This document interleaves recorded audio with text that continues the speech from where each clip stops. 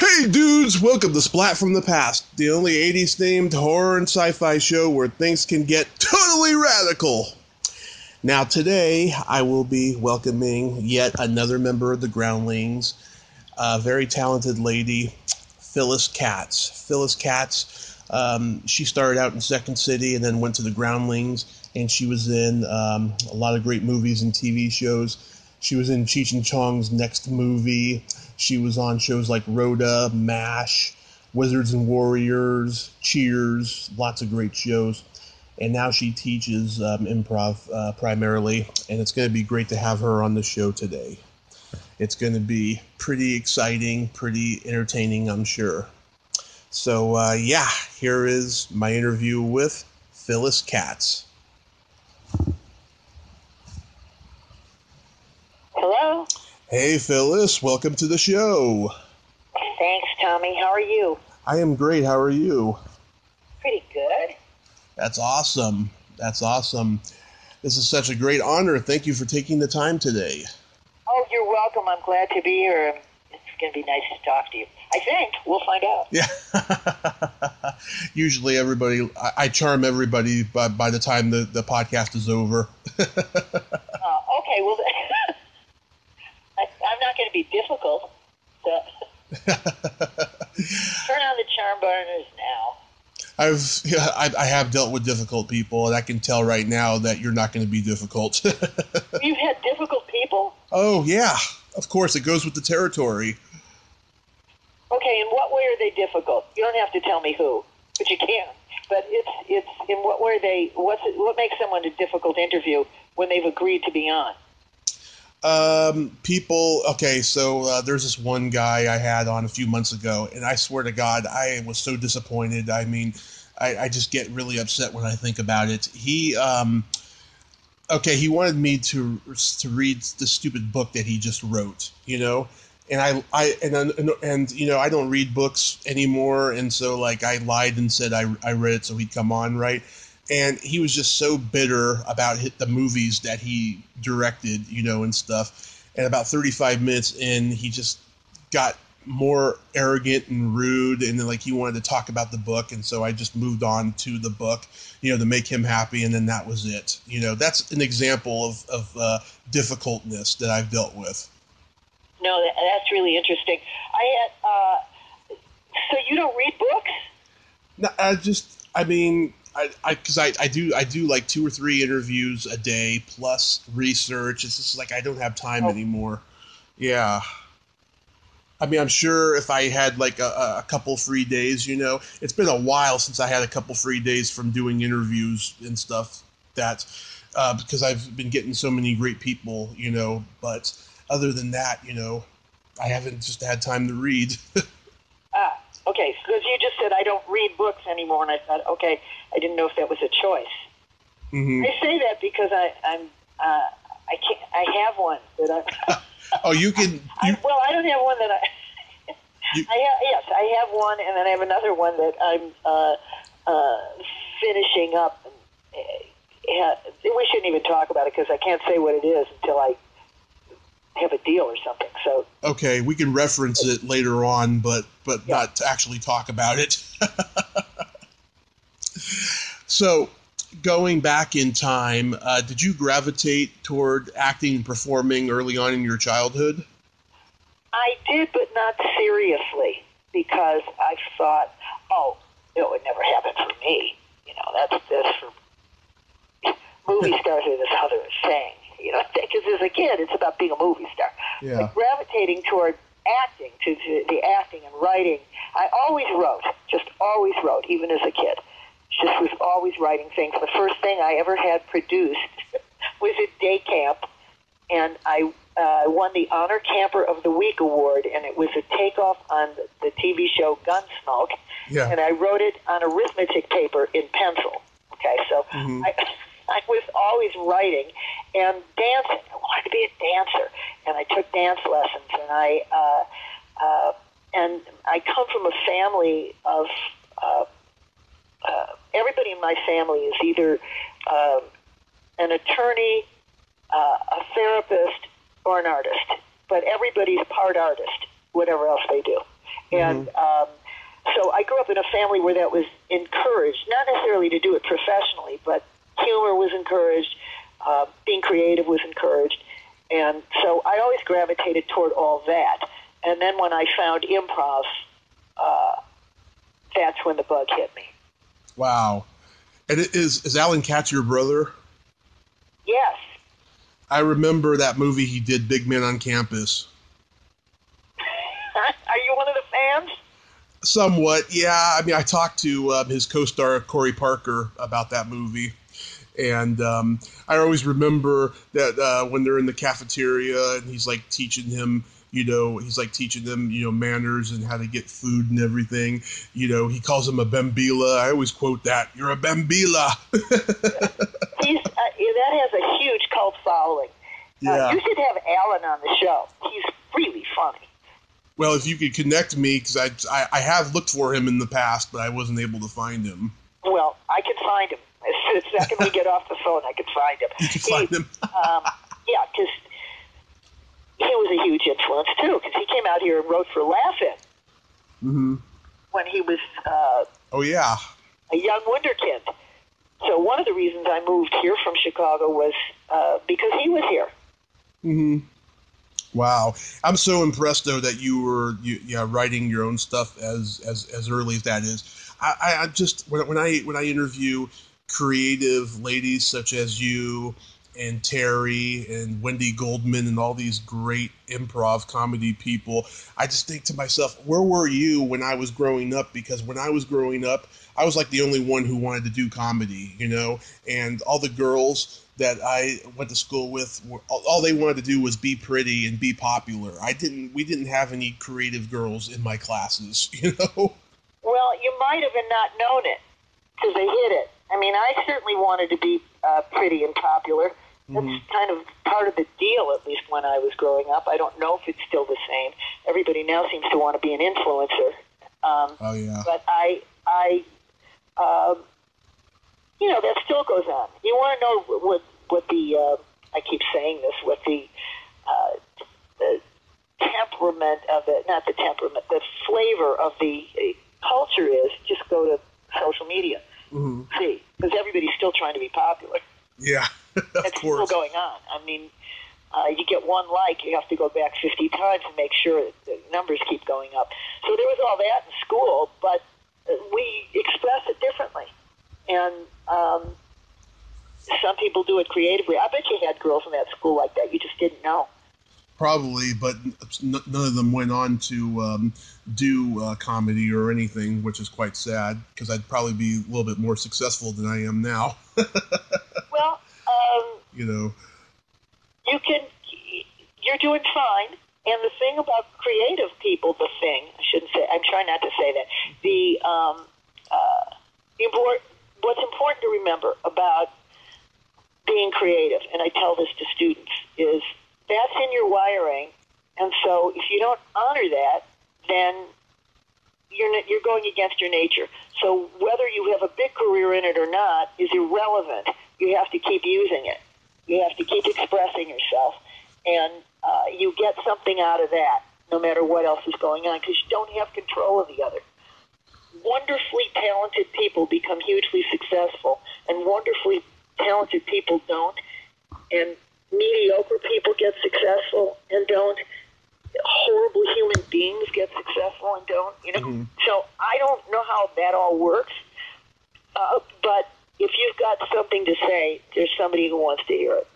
Oh, yeah. Whenever I get turned down for a podcast interview because I don't have enough followers, I say, I don't have enough followers because I actually have something to say and I'm not boring. Well, everybody and his brother has a podcast, and followers are not always representative of who's really listening in. Of course. You have a lot of followers, it doesn't mean they're listening. I never understood that. Like, you can get a job if you have a lot of followers, and those followers are just following you so you'll follow them, or they're bought. They're not really all listening in to those people. Oh, yeah, it's not just in show business, it's also in retail and security, which were two fields I worked in before my car accident, when I was just doing acting and comedy as a hobby. It's insane now. The internet has really screwed it up for everyone, I think. Yes, except with the, if you stop to think, I don't know the name of this book offhand. Somebody turned me on to a book 11 years ago when I wrote my first book, which you can get on Amazon. Mm-hmm. But it's somebody... All right, I'm going to blow this. But anyway, it's a book about marketing, which is not where I gravitate. And but it was really interesting. And they said, in this world, all you need is 100,000 loyal fans. Mm-hmm. And then they will follow you anywhere. And I've never made a move to try to get 100,000 people to follow me. Mm-hmm. I'm too busy doing my work. And that's what I'm doing. I'm doing my work, and it's really hard. It's not that easy to make a living anymore. It's not that easy to navigate the world as it is, and in some ways things are easier. But it's especially as you do creative work. I don't know anybody who says, "Oh, it comes really easy to me." Mm-hmm. I write every day, and everything I write is really good, and I sell it all. And I don't know, and actors certainly. Yeah, it's a numbers game. So I can't spend the day trying to get followers. It takes away from. It not only takes away from teaching, writing, working on things, but it just also takes away from time I need alone with my angst. Yeah. So I read that you were an editorial assistant at McGraw-Hill Publications. Were you on a different trajectory at that point? Yeah. Oh, my goodness. I don't even know where you found that one. But yes, I worked there in my 20s. I thought I was going to go into advertising or something like that I was going to do that kind of writing where I'd be creative. Mm-hmm. But I sketch writing, screenplays, things like that, even essays, all that. None of that. I would do that on my own, and I worked out with groups. I was already in the improv community in Chicago at the time, but I was just starting out, just discovering it. Mm-hmm. And that's what turned me. But at McGraw-Hill, I wanted to be a serious writer, creative. I always some frivolous stuff, but serious things too. I was writing, working for trade magazines. That's what I got into. But I would. One of them was called, and I'm sure you have a subscription. It was called Better Schools. Yeah.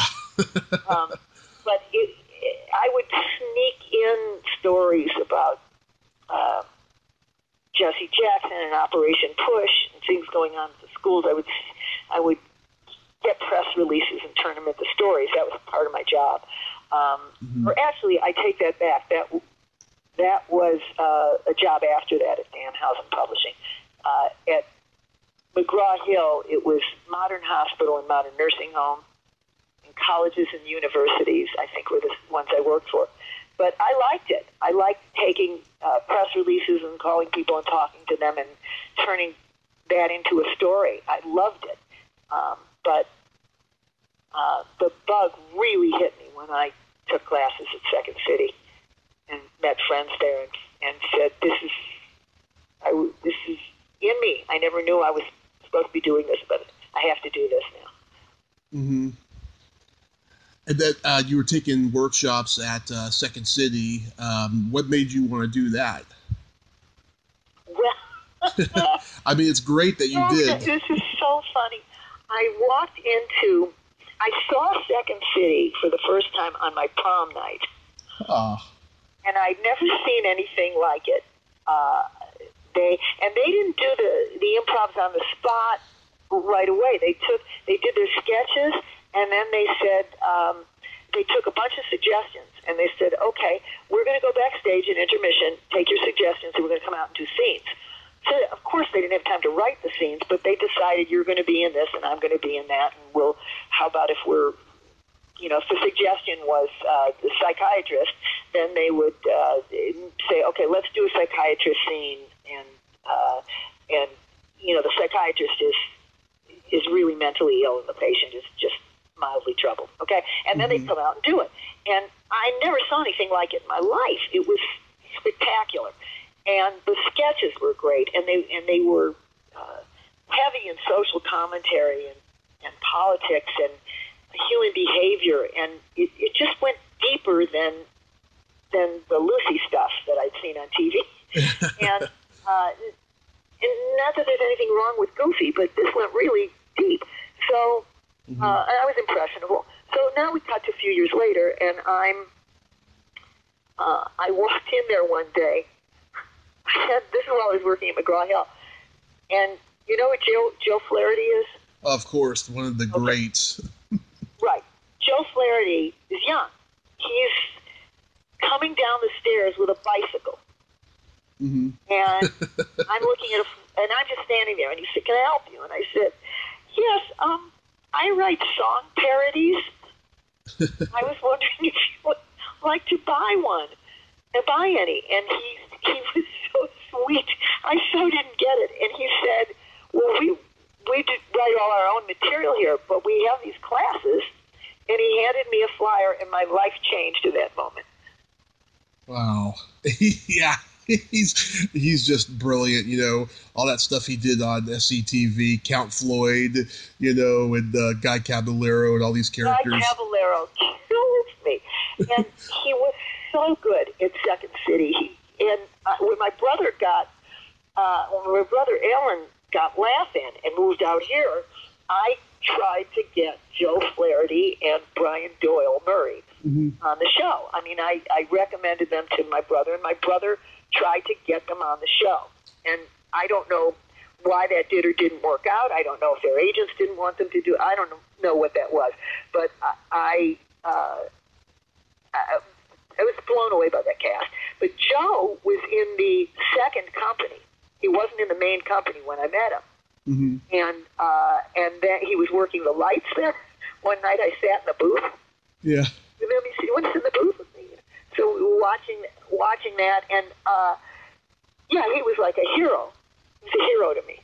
And I got to the class, and the first night I show up. This is how much I know about an improv class. Came straight from work. I was in a mini dress and high heels to do an improv class. So I wasn't the only one that they gave us the what to wear to an improv class speech. And I wound up staying there for years, meeting lifelong friends, learning all the basics, and I realized that being in the moment was more than just something that you do for acting. It's a life lesson, and I just took it all in like that was where I was always supposed to be.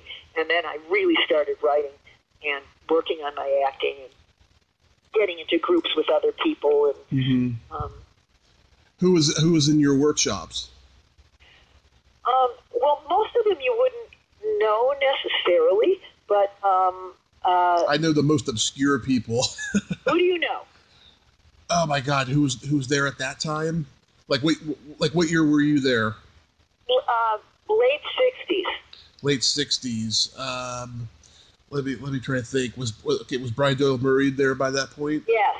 Okay. Doyle Murray was that's why I tried to get him on Laugh-In when my brother got over there, because he was I couldn't believe the level of his talent.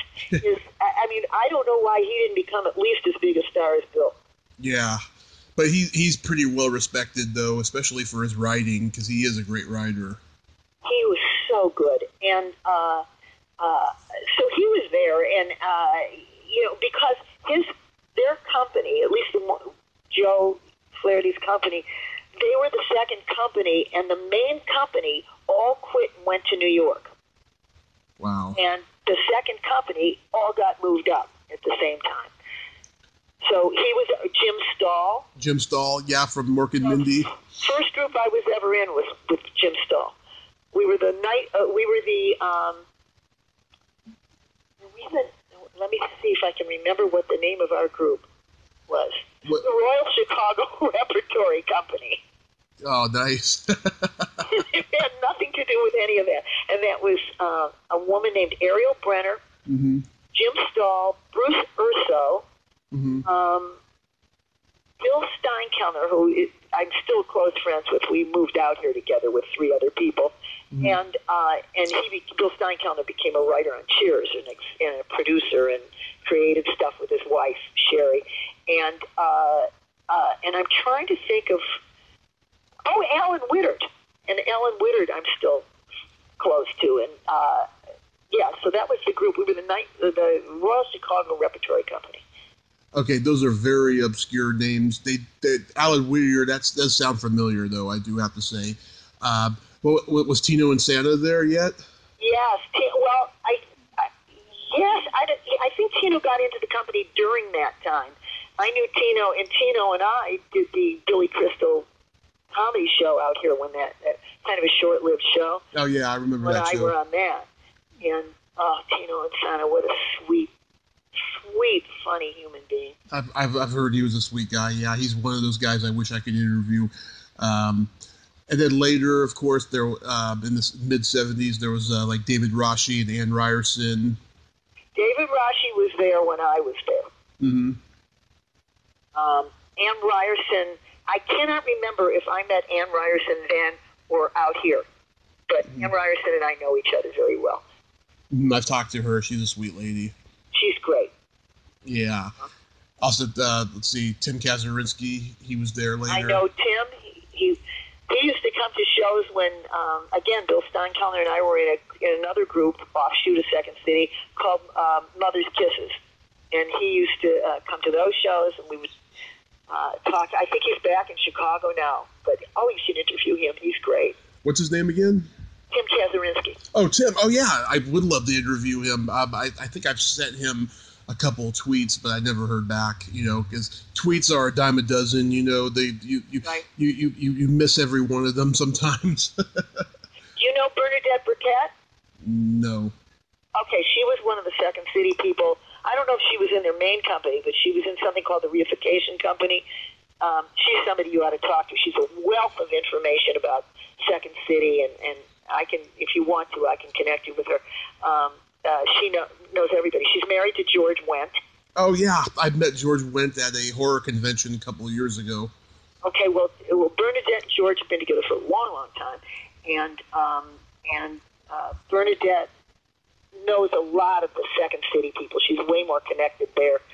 I'm more Groundlings connected than Second City connected because I wasn't there as long. Mm-hmm. So let's get to the Groundlings. What year did you get to L.A. and start performing at the Groundlings? Well, I was in L.A. in the mid-'70s, and the Groundlings had started, but was just getting underway. So Gary Austin used to introduce me as one of the founders. He would say, this is Phyllis Katz. She helped me start the Groundlings, which would blow me away. But I was there on the ground floor, but technically it existed before I got there for maybe 2 years. And they were performing at the Oxford Theater, but they had started at the Comedy Store in I guess the basement there. They called it the Cellar. I was not there for the Cellar, but I was there for the Oxford Theater, which had fewer seats than there were performers on stage. And so I joined the Groundlings then, right at the beginning, and when we moved to Melrose, after I'd been there for a while at the Oxford, when we moved to Melrose, then sometime after that, I can't remember the exact year, we started a school, and I was one of the 6 people who put the school together. Wow. Yeah, that was an exciting time. It was a comedy revolution going on at both the Groundlings and the Comedy Store.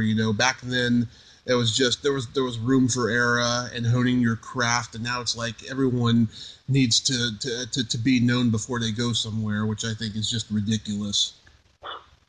I do too, and I think that there are exceptions. I mean, there are places to work out.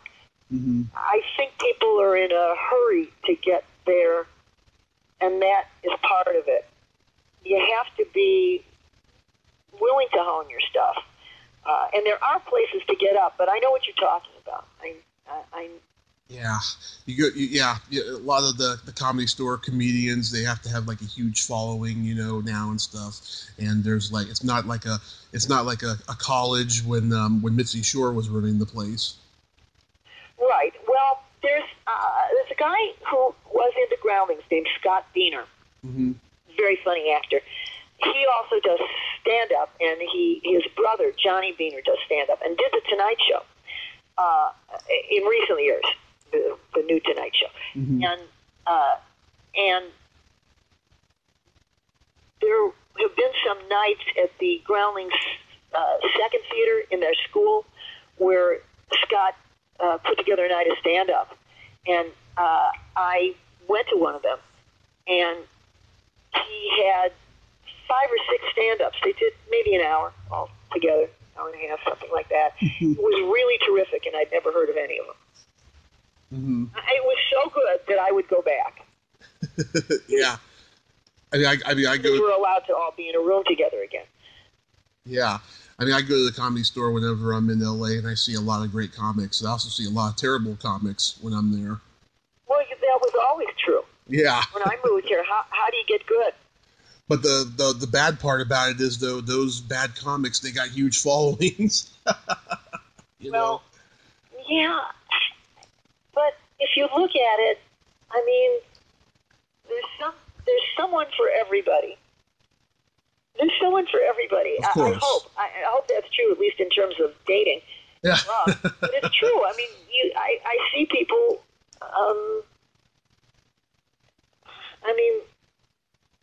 I don't want to get political here. It's okay. Pick a person in politics who you find vile. You don't have to say who it is, okay? Mm-hmm. Somebody in politics who you find really vile. Whoever that is, there's millions and millions of people behind him who think he hung the moon. Mm-hmm. It's just the way it is. There are TV shows that people have thought were the best things ever, and I don't get it. Mm-hmm. I just don't get it. And then other things that, and I'm not always against the grain of it. And then there are times that people will not like something that I loved. Mm-hmm. People close to me. Yep. There's nothing that can split up a friendship worse than a movie. Just say, what do you mean you didn't think Chinatown was good? You know what I mean? I love that movie. Yeah. When Breaking Bad was on, I never watched it because I didn't want to see anything about drugs, and I didn't want to see anything about someone with cancer. I just wasn't up for it. Mm-hmm. And a friend of mine said, "No, Phyllis, that's not what it's about. You have to see it." So right after it went off the air forever, my husband and I started binge watching it. And I think it's maybe the best show I've ever seen in my life. Mm-hmm. And I almost didn't see it. So it's. I never watched it. So I don't know what I was saying, but I don't know what that had to do with what we were originally saying, but that I have a tendency to do that.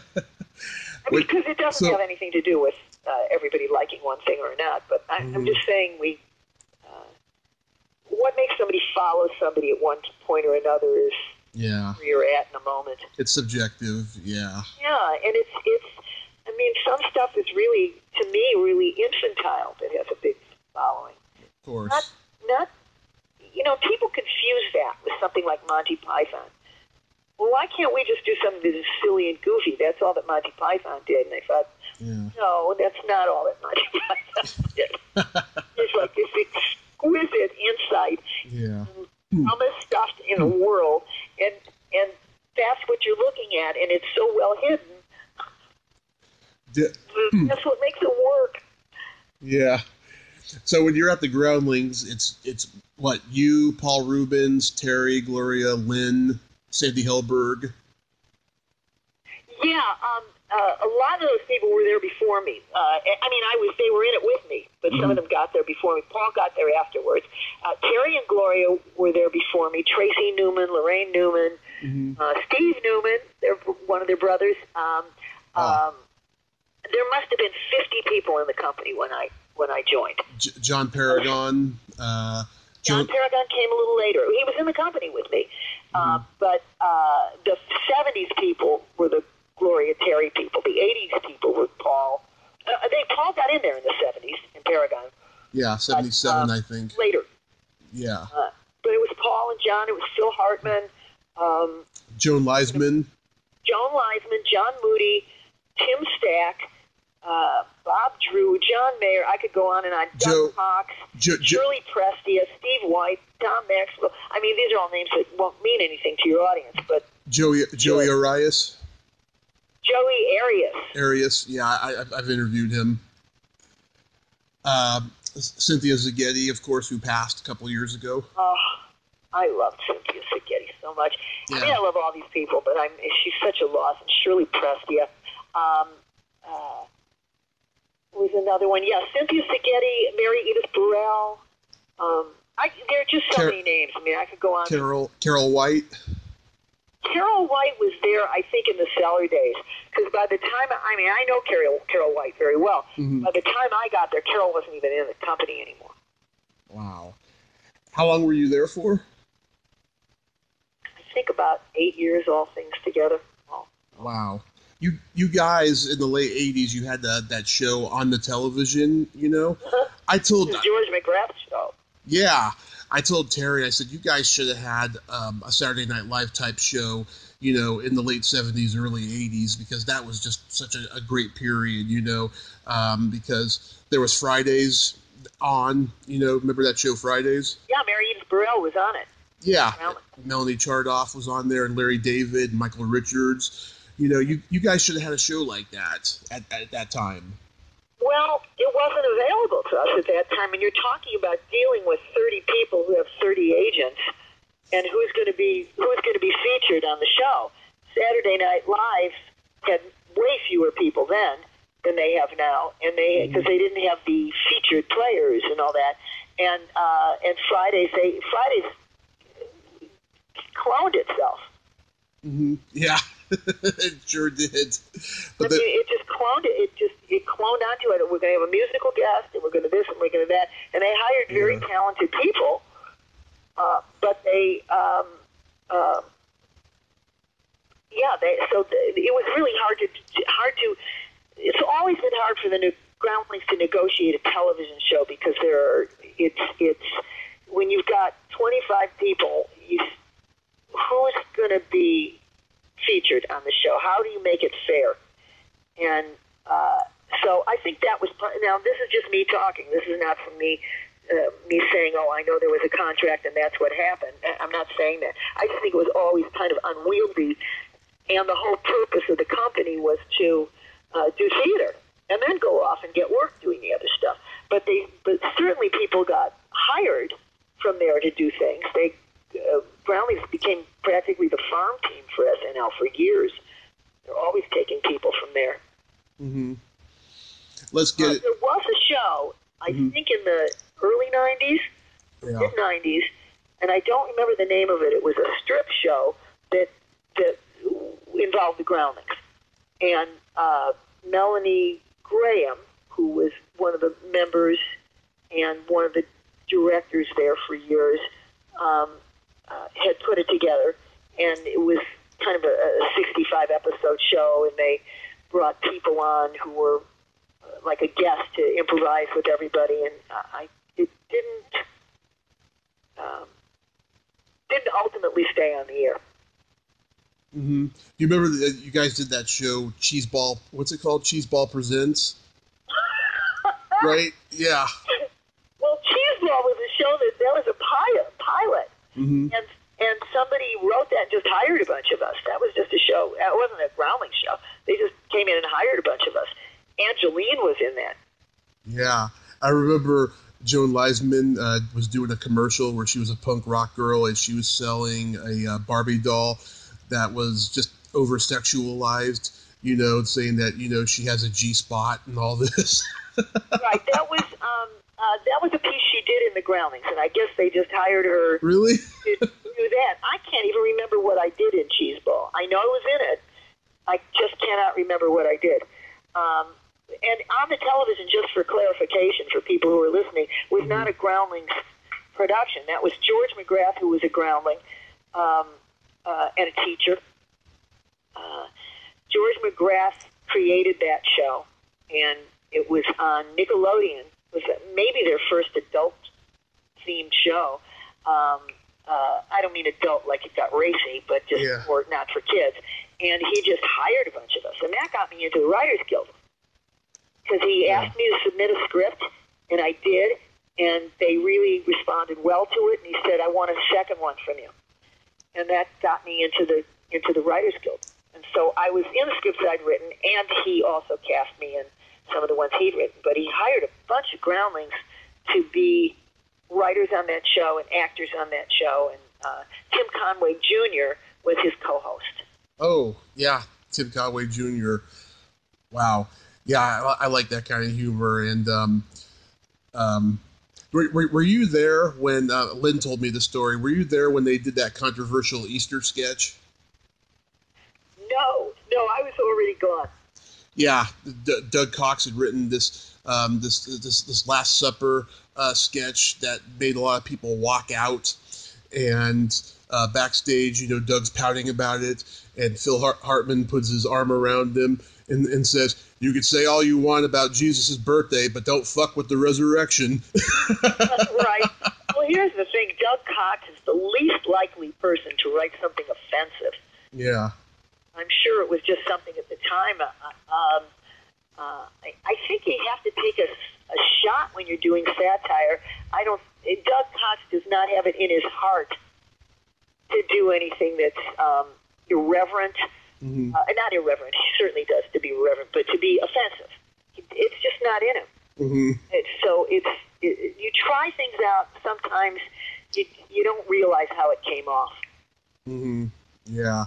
I mean, we had people walk out sometimes when you say something political that, and they're not on that side of things. I mean, if you're going to go to a comedy theater or a comedy club, mm-hmm. You've got to be able to take it. You've got to be able to take it. Everything's going to come out there. I watched comics for years when we would go to those clubs, and sometimes I've gone to sketch shows where I'm laughing, and then something comes on, and I go, I don't like that. I think that's out of line, Yeah. It doesn't make me want to walk out. Yeah. They're giving it a shot. They're not there to. I'm not the king, and they're there to make me laugh at the things they know will please me. That's not what art is. Mm-hmm. It's supposed to provoke. Yeah. So let's get into acting roles. You did an episode of Rhoda.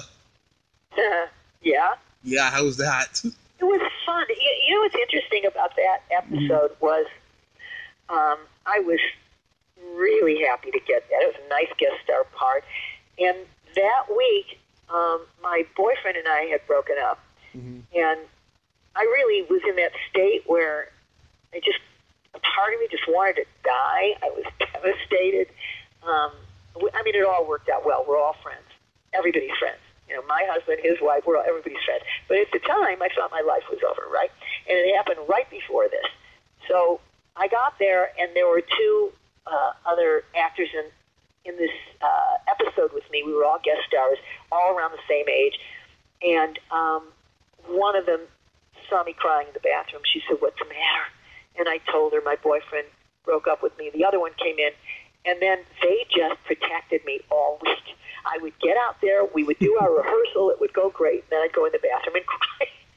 And the last day, the day of the shooting, of the taping, Valerie Harper came up to me and said, I have to ask you something. And I said, what? She said, are you are you going through something really difficult right now? And I said, yeah, I am. And she said, well, I just want you to know that's not your natural state. Oh. Turned me around. And she knew my brother. She worked with my brother, Alan. And for years, every time I ran into her at something, she would come up and be extremely warm, be solicitous, and she was just that kind of person. And my brother told me whenever he spoke to her, because they were friends later on, and whenever he spoke to her, he said she would ask how I was. How's your sister?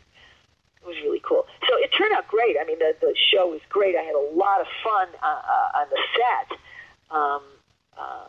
It was just that going home thing and dealing with that, which is... Yeah. What I remember from that episode was Ron Silver playing that disco nerd. It was so hilarious. He was like a swinging bachelor you'd meet at Studio 54. Right. He was really great. And who's the other guy? I'm trying to think. It was Ron Silver... Another really great guy. They were regulars on the show. It's awful that I can't retrieve the name right now. But anyway, they were great. And the whole cast, everybody was just really fun and nice to work with. My scene was with Julie Kavner. She was great. Yeah, I heard she's a very private person. No, nothing wrong with that. No. She's, a lot of people, there's a lot of people who are performers, they're introverted. They're fine on the set, they're introverted. They want to be left alone. Yeah. That all comes out for the camera. But she was warm. She's very warm and friendly. Nice. So funny. Yeah, she's very funny. Of course, she's Marge Simpson, Right. In the 70s, there was a trend of all these politically incorrect sketch comedy movies, like Groove Tube, Kentucky Fried Movie, Tunnel Vision, American Tickler. You got to be in Loose Shoes. That was so early on. Yeah. From Miller. Okay, I wish this on every actor.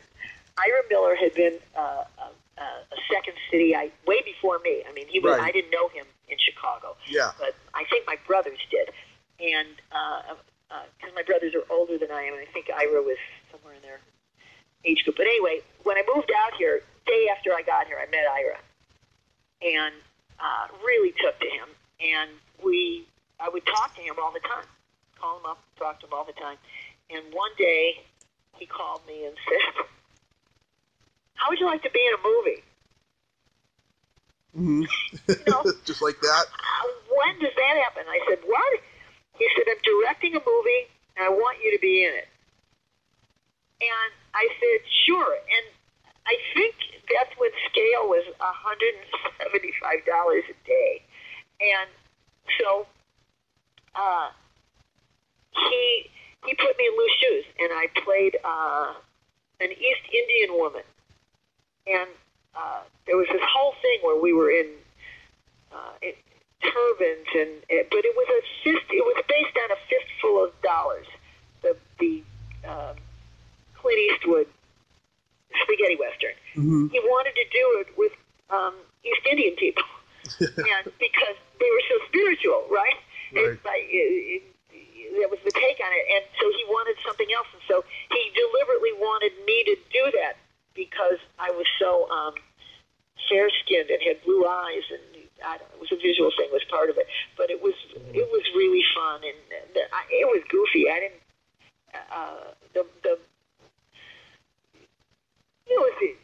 it would not be edgy by today's standards, but it wasn't. Yeah. Right? Yeah, I loved all those movies. They're so bad, but they're just hilarious. I remember there was one of those. There was a mailman delivering mail with no legs, and it's a public service announcement. Don't hire the handicapped. They are nothing but trouble. I don't remember that at all. Yeah, I can't remember which one it was in, but oh my God, it was just. Yeah, I mean, I'm a disabled person, so that kind of stuff is hilarious to me. Yeah, you'd never be able to pull that one off now. But no. I don't remember what that was. I just remember there was a lot of different stuff in it. Mel Brooks is the one who eventually got it, I think, distributed. I think he wound up. Oh, that's cool. He used to use Ira Miller in all his movies. That's cool. Yeah, and he also used Sandy Hillberg a couple times too. Yep. You did several episodes of MASH playing the nurse. How was that experience? It was fun. I mean, those were small roles, but it was really. I have to say, I was lucky enough to be with casts who were not divas and not nightmares, and not. They just were lovely to work with. It was just great. There was a guy named Greg Malavy. I love Greg. I've interviewed him. Okay, well, Greg Malavy, I wish you hadn't interviewed him yet so you could say this to him. He was on the show, and one of the episodes, it was the second one I did. And after we shot our scene, they took a lunch break, and he said, "Come on, I'll buy you lunch." I mean, it was not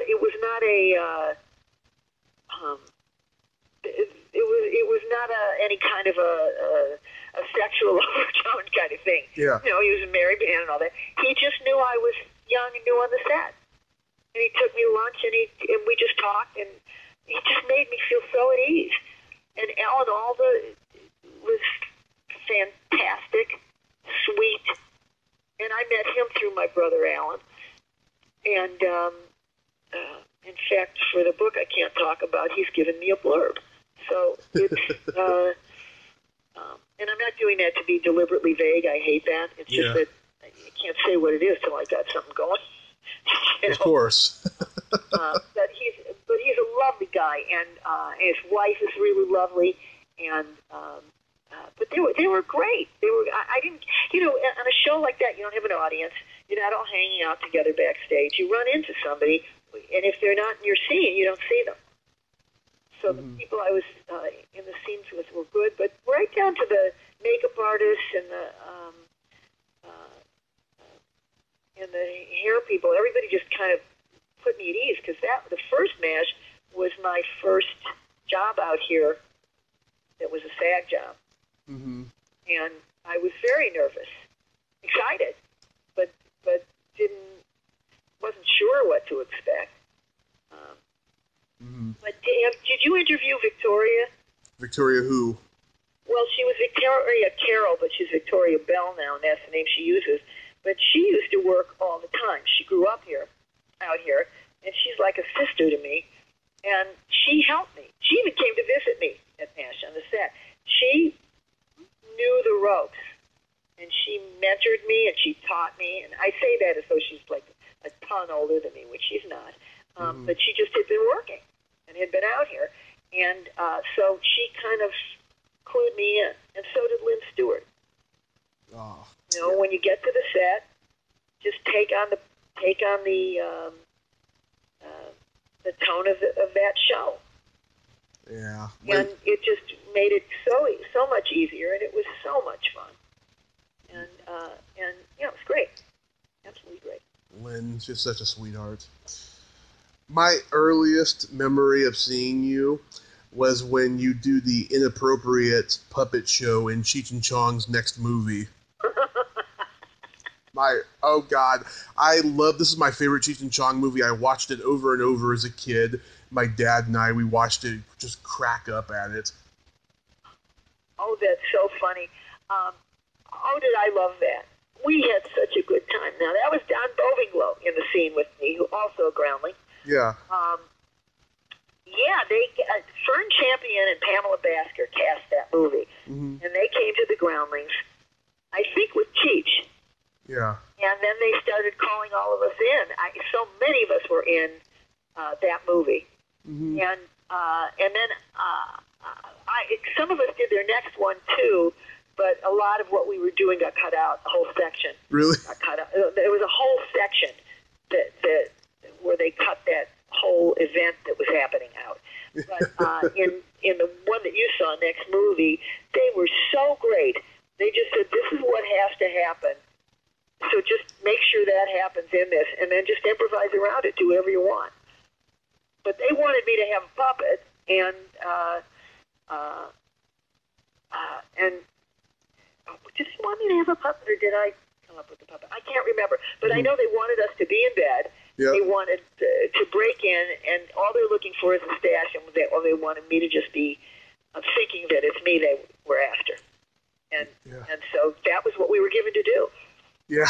And we had so much fun. I remember it so well because after we finished the scene, there were other scenes we were in. Some of them got caught. Yeah. But after we finished that scene, we went home and changed, and then we went out and we went for lunch, John and I. We had lunch right afterwards because it was, for a few years, I would struggle all year, and then right before the holidays, I'd get a job. And I didn't have money to buy presents, and that's what happened there. So we met for lunch, and then I went to buy presents for my family for the holidays. Oh. Because I had a gig that week. Yeah. I just love it. You're just like, get away from me now. Right. They're not even looking. They were so sweet. They were so much fun. I had this image of them as just being these potheads, you know? Yeah. And no, just what they were doing. They were so great. There were lots of stuff that that they wanted to do with us, and some things worked out, and some didn't. Years later, Cheech was doing a show for Embassy Productions and one of the networks, and brought me in on it. I ultimately didn't get it, I think, but I was brought all the way up to the network and all that at his request because because we'd worked so well together, and because he was so sweet. You know, he remembered people. Oh yeah, we had so much fun, and even on the second one that the whole thing was cut out. That was Shirley Prestia and Sandra Bernhard. Oh yeah. And another actress, Lisa Raggio. So we were all hanging out together, and it was there's all this stuff happening in a nut house. Oh yeah. And you're talking about Nice Dreams, right? Yeah. Yeah. And so we and was it Nice Dreams? I'm wondering if that's the one. Is that the one where they go out in the desert? No, that's Things Are Tough All Over. Okay, because it's funny because years later, when they did that one, which I didn't have any part of, my eventual husband, I don't even think I knew him yet, was hired as a photographer. Oh. Come to the set to do something, and worked with them. So we each had worked with them. But they were fun. Lots of fun. God, every time I think about Things Are Tough All Over, I'm thinking about when they're playing the Arabs and they're in that movie theater watching the porn movie, and Tommy Chong's Arab character, he's having that fantasy of two camels fucking. I just can't believe they got away with that. Well, things change. Yeah. Some things are timeless, and some things change. Do you have a? I think of some things that I won't even talk about that I did when I was younger. Never meant. I don't think I ever had a mean-spirited intent on what I would do publicly. Mm-hmm. And then I'll look back and say, how could I have thought that was okay? Are you talking? And I think I thought I was. Because I think in context it was, but in context now it isn't. It's strange. Yeah, you're talking about comedically, right? Yeah. Yeah, I mean that kind of comedy back in those days, you know, was so good and so groundbreaking, you know, and it was just, you know, it was the times, you know, and I think it still holds up. You know, there's a lot of people out there who are not, you know, privy to this quote unquote woke culture that we're going through right now that still love that, you know, kind of comedy. Right. You know? Well, some of it still holds up, some of it's great, and some of it you just, I think, have to forgive. Yeah. I don't, you know, I never had a problem with somebody I grew up Jewish, so I never had a problem with somebody going, I'm your mother, and I go, you have to this and you have to that. Most of the time I don't find it funny because it's just so overused. Mm-hmm. But I don't find it offensive, and if somebody's saying that stuff and it's really funny, it makes me laugh. I think that it depends on what they're saying, and it depends on what's behind it, and I think that some people don't know the difference between satire and bias. Yeah. I think that's what the problem is. And right now, there's I hope, a good revolution going on. And I think it's time that people be sensitive to who other people are. And I think you can still do that and point your finger. Mm-hmm. Now, did you see Dave Chappelle's special? Which one? He has one like every 6 months. Oh, I don't know. I think it's the most recent one, but there is stuff that he goes after, and some of it I didn't agree with. Mm-hmm. But I don't think, how dare you? I just don't. Yeah. I just don't, and I think, but some stuff I don't. I'm trying to think of somebody who I saw somebody recently do some pedophilia joke, and I thought, okay, that's just not funny. It's just not funny what happens to kids. Yeah. Now, if you're going to say something that's like really like, oh, that's wicked, you shouldn't say that, and you're sitting with your friends, yeah, I think anything's fair game. Everybody understands it's coming out of getting the stress out and all that. But I think you have to, what I don't think is somebody should be canceled for it. Yeah. But at the same time, I have a right to think something's out of line, but I don't have a right to tell somebody he shouldn't say it. Exactly, because the First Amendment, And well, also, how do you learn to get better? You learn. I tell that to students in my classes. I say, here's what I think you shouldn't do on stage. Here's what I'm not going to have you do on stage. Mm-hmm. Obviously, I'm not hearing any racist jokes in class. Yeah. But I say, I don't want to hear jokes about killing animals, cancer, rape, because people used to do that kind of stuff. And I'd say, I'm not telling you what your sense of humor should be. I'm telling you that when the audience hears that, they come out of where they're at because they're close to it. They know somebody who's been assaulted, or they have, or they lost their dog, or with the other, or they know somebody who has cancer. So they leave where you're at for a minute and think about that. They come back, they're not quite with you. Yeah. And I said, but you'll see if it works. It's up to you to find out and then change it.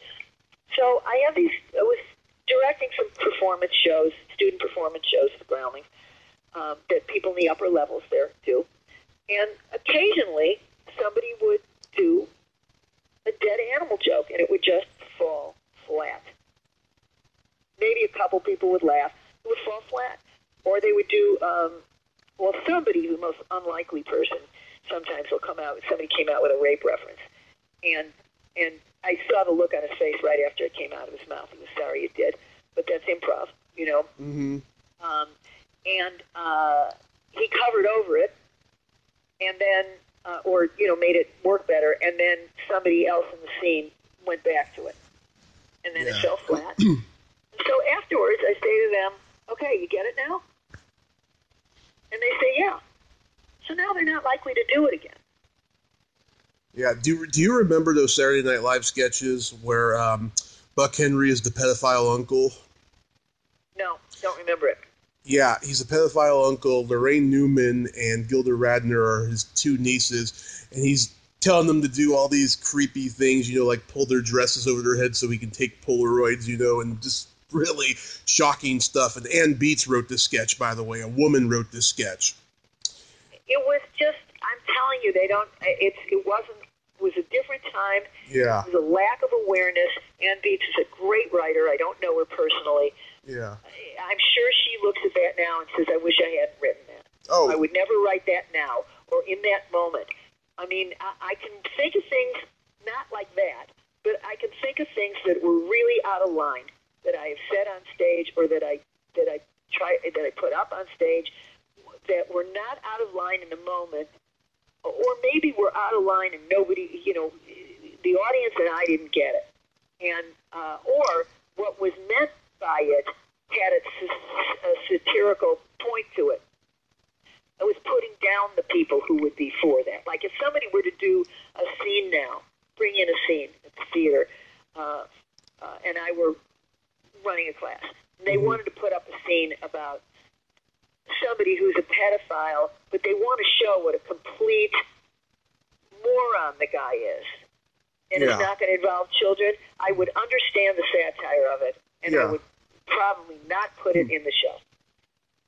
But does that mean they shouldn't do that somewhere? No, it doesn't.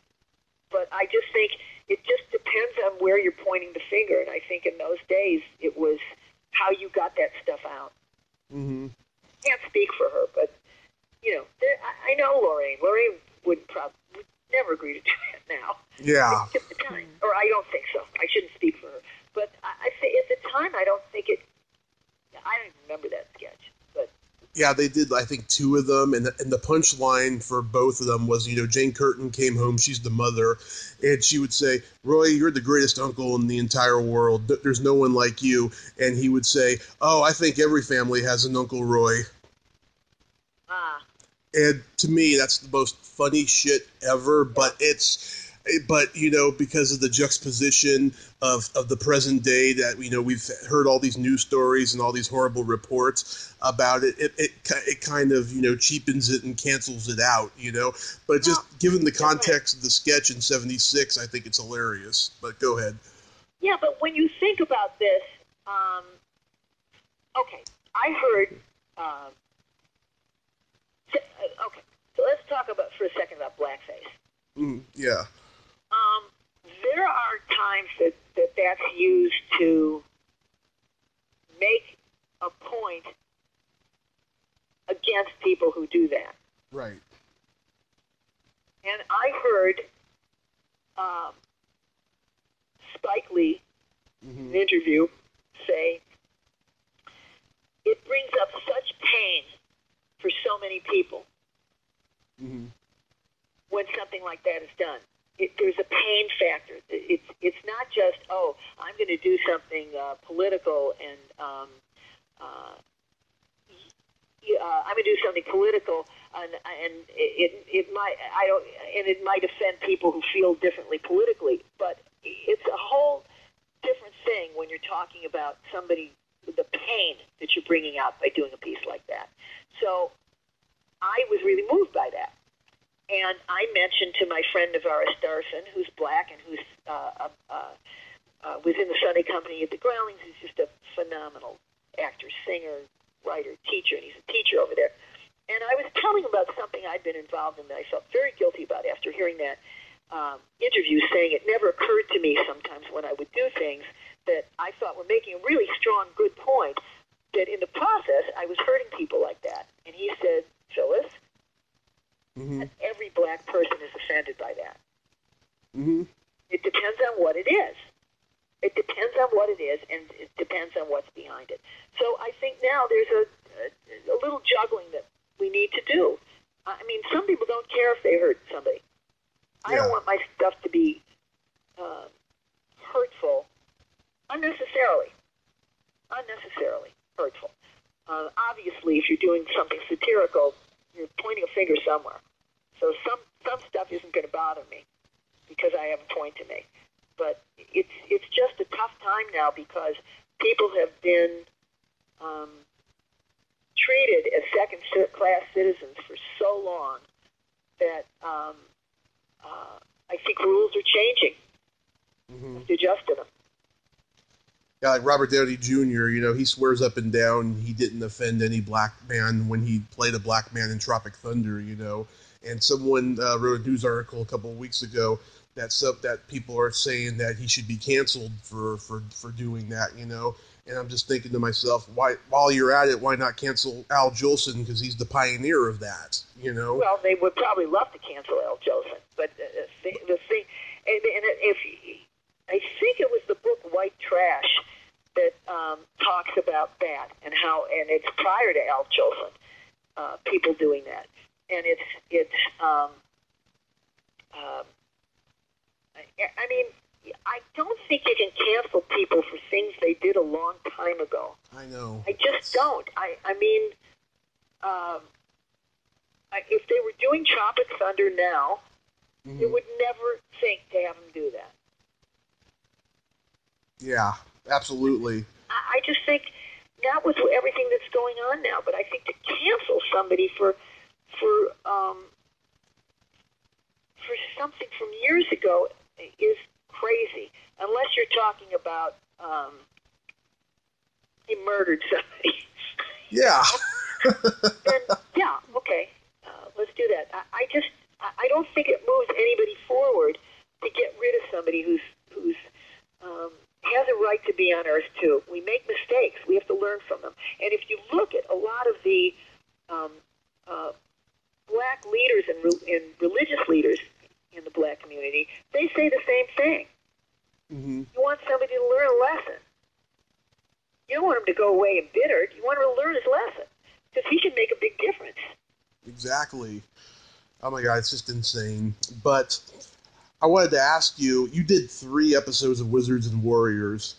Yeah. I talked to Walter Okowitz about the show, and we talked about Jeff Conaway and how great he was. He was a doll. Yeah. He's one of those he was one of those great actors that, you know, sadly was his own worst enemy, and you know, we lost him not too long ago and stuff. But that must have been a lot of fun though, to do a sword and sorcery show. It was great. It was shot like a film, and it was fantastic. We had so much fun. Julia Duffy was the handmaiden. I mean, was the princess, and I was her handmaiden. We had so much fun, and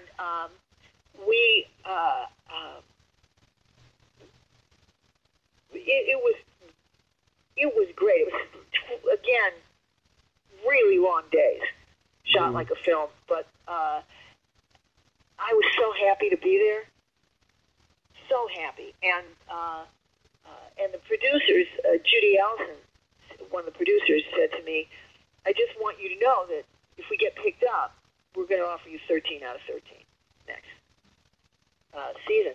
Mm-hmm. Well, they put us on opposite different strokes. Yeah. So that was the end. But it was, I thought, a really good show. Yeah. Really good show. And Julie Payne, so good as the queen. Oh, yeah. And we just had a ball. I would love to interview Julie Payne. Yeah, she's a great actress. I also liked Duncan Rieger.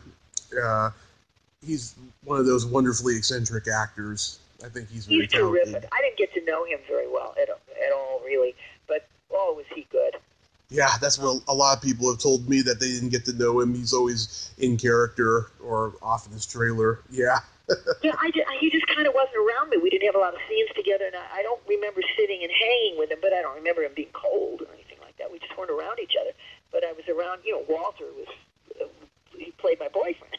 Yeah, I love Walter. And so Walter was great, and Julia and Jeff, and did we have fun. That was really a fun show. Mm-hmm. You did the pilot for a somewhat horrible sitcom, The Charmings.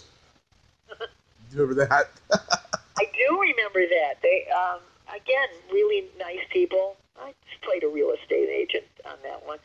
It was fun. Yeah, Corky Hubert. I saw at the Comedy Store, there's a picture of him on the wall, standing and holding 2 of a women's legs. Oh, God. Yeah. That was, again, very nice people. Mm-hmm. Very nice people. And then you actually got to be on a series called Sherman Oaks. Right. Yeah. So I vaguely remember that show. Was it a good show? We had a ball. We had a really good time. I mean, I'm still friends with a lot of those people. It was a mockumentary, mm-hmm. and it was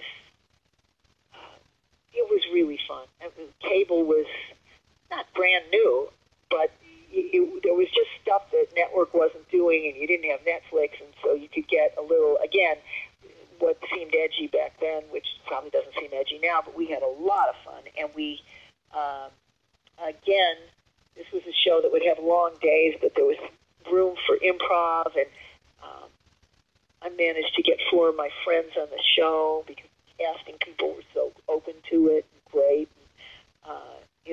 It was really fun. Mm-hmm. Really fun. It just a lot of creative people having a good time and working hard, and it ran for 35 episodes, so that was a nice, respectable run. Yeah. Did it get canceled because it was on Showtime and no one really watched it at the time? No, it was very popular on Showtime. That's not true at all. It got canceled in a testosterone war between the network and the producers. Ooh. And it was very popular, and not by today's standards, the numbers aren't anywhere near as big because not that many people had Showtime. Yeah. But it was a very popular show, and the Heather Parkhurst, who played my daughter, was this very beautiful girl with these enormous breasts, and she would do topless scenes in the hot tub. And I remember one time she played Tiffany, and I remember she'd do monologues in the hot tub. And I remember one time being on an escalator at the Beverly Center, and these 2, I would say, 13-year-old boys behind me. One tapped me on the shoulder, and he said, "Hi, are you on Sherman Oaks?" I said, "Yes." And they both went, "Say hi to Tiffany." You could barely breathe. So I mean, that's not the only reason we were popular, but it sure helped. But we had a lot of fun. Really a lot of fun. This was just this crazy dysfunctional family in Sherman Oaks, and I was the mom. Mm-hmm. So these days, have you focused mainly on teaching improv? In writing? I'm writing, I'm teaching, I direct stuff over there, I direct alternative shows, I put alternative shows up all the time, performing, acting when I can get it, and just still doing all the same things. The trick is to keep doing it, and then hope that you also get paid for it. But I'm doing all that. Do you enjoy teaching more than performing, though? No, I enjoy it all. Oh. I will say that there's something to be said for the teaching because it's less of it's a more giving opportunity on a regular basis. Because when you get an acting job, you're giving to the production, you're serving the story, you're serving everybody, you're hoping to entertain everybody, and all that feels good. But when the light goes on in somebody's eyes and you had something to do with it, it's a pretty wonderful feeling too. Oh, that's just wonderful that you enjoy all of it. Yeah, some people, they they do many different things and they lose their passion for one thing and then they focus on another. I've certainly ran into a lot of that on this podcast, but that's great that you still enjoy everything you do. Well, I think if you don't do it well anymore. I mean, I'm not going to pretend I don't have my days, right? I'm not a household name. I didn't become what the outside world would call hugely successful at this stuff. But when I get to do it, I'm there, and I love it. And I've been fortunate enough to work with some really wonderful people, and I have more than my days. I get despondent just like everybody else. Because it's hard to stay stable in this environment, and so you have to keep working on that inner core. And it's like I'm swatting flies some days, but I wouldn't teach if I didn't still love it, because I would start to get burned out and bad at it. There are times I've known that I have to stop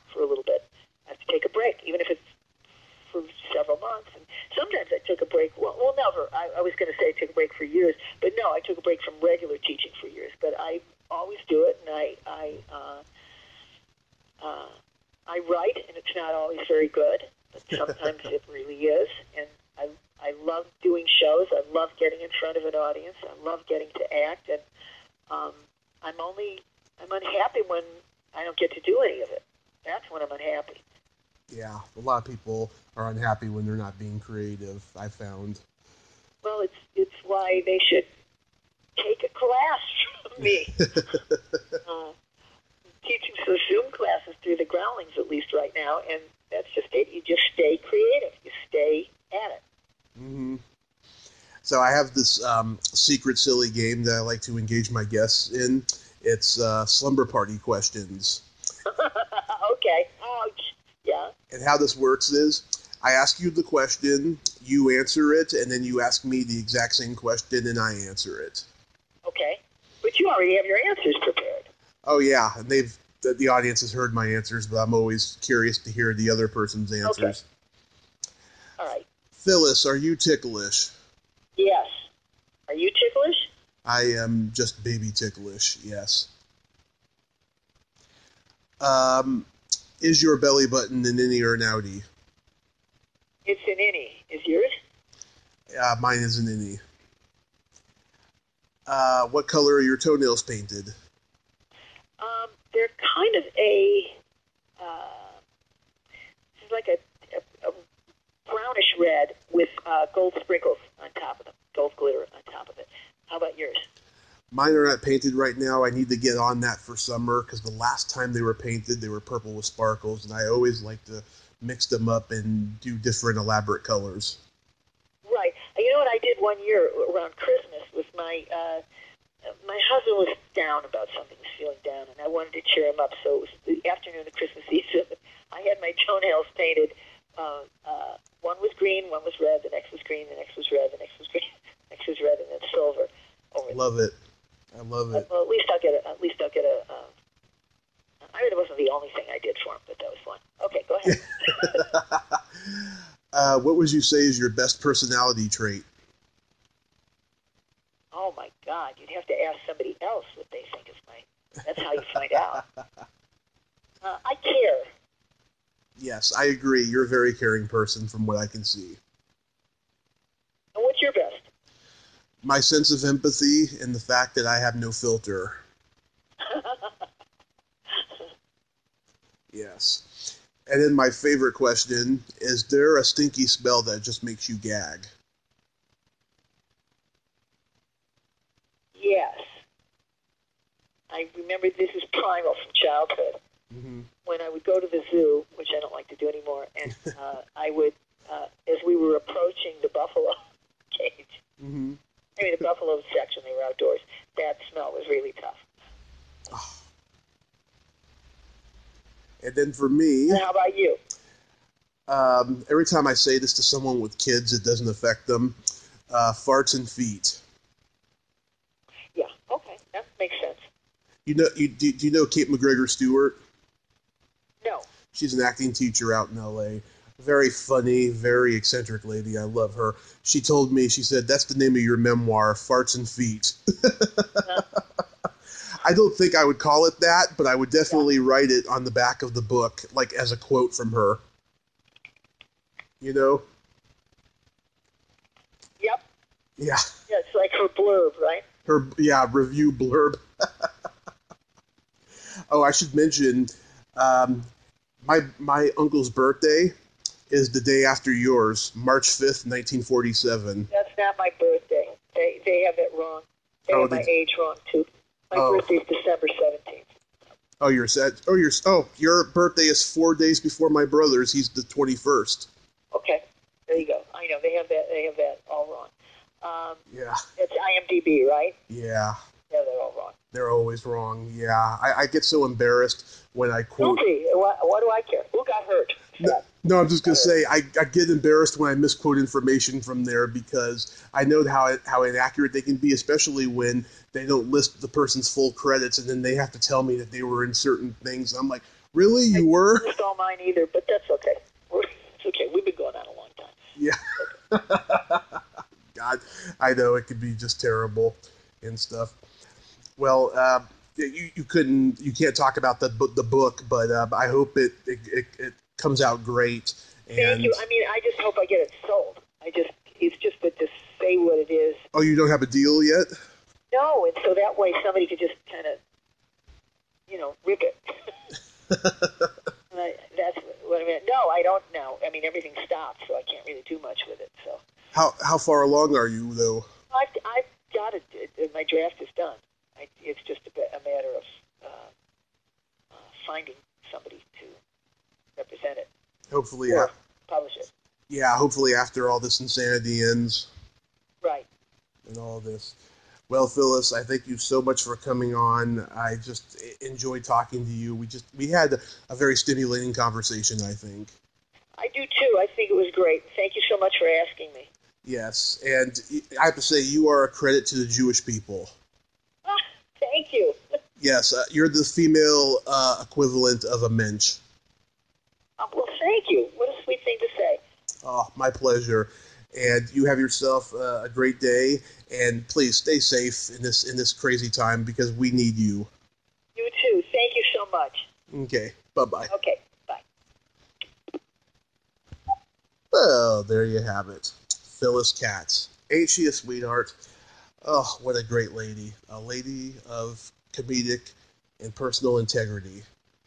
I just enjoy talking to her a lot. If you like this video, everyone, please subscribe to my YouTube channel. Add me as a friend on Facebook. Join my Tommy Kovac comedian page on Facebook. Follow me on Twitter and Instagram and all that fun stuff. Well, that's all the time we have this week on Splat from the Past.